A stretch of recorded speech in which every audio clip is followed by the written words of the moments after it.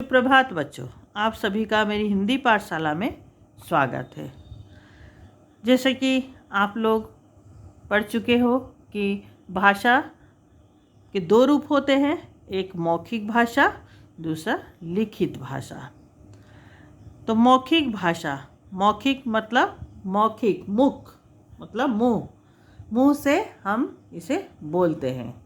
और दूसरा क्या करता है ना, इसे सुनकर समझता है, तो इसे हम बोलते हैं मौखिक भाषा। जैसे मैं अभी आपको पढ़ा रही हूँ, आप पढ़ रहे हो, मेरी बातें सुन रहे हो, मेरे मन में जो विचार, मैं जो आपको बोलना चाहती हूँ मैं बोल रही हूँ और आप उसे सुनकर समझ रहे हो।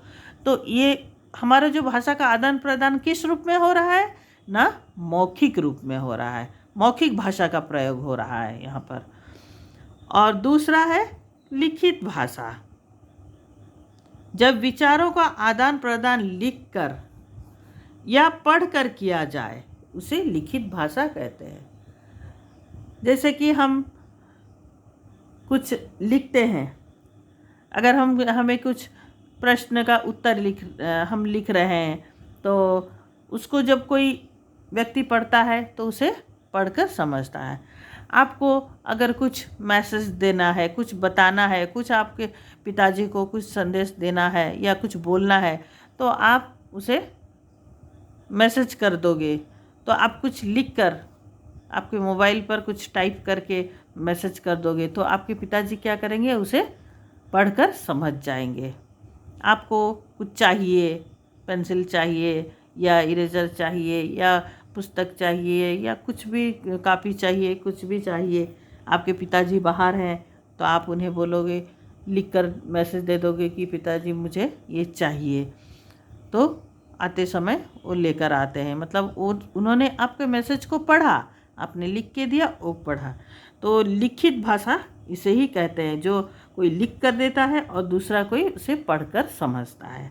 तो यहाँ पर भाषा का आदान प्रदान किस तरह होता है ना, जो अपनी मन की बातें बताने वाला वो लिख कर देता है और दूसरा जो उसे पढ़कर समझता है, तो इसी को कहते हैं हम लिखित भाषा।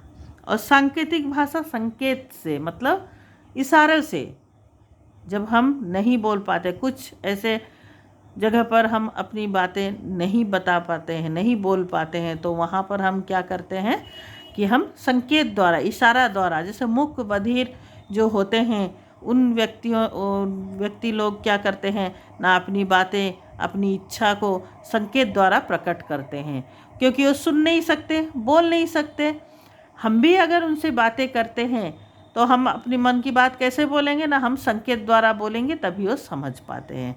ऐसे कुछ क्षेत्र में अगर बहुत ज़रूरी होता है, जब दो चार आदमी बैठे हैं, वहाँ जब हम किसी को अपनी मन की बात नहीं बताना चाहते, सिर्फ उसी को ही एक ही किसी को बताना चाहते, तो वहाँ पर हम ऐसा संकेत करते हैं जो कि जिसे हमें बोलना है वही व्यक्ति ही जान पाएगा। तो ये भाषा का प्रयोग, ये भाषा का रूप है, लेकिन इसका प्रयोग हम ज़्यादा नहीं करते हैं, कभी कैसे करते हैं। तो भाषा का मुख्यतः दो रूप है, मौखिक भाषा और दूसरा लिखित भाषा। तो आज के लिए बस इतना ही, धन्यवाद।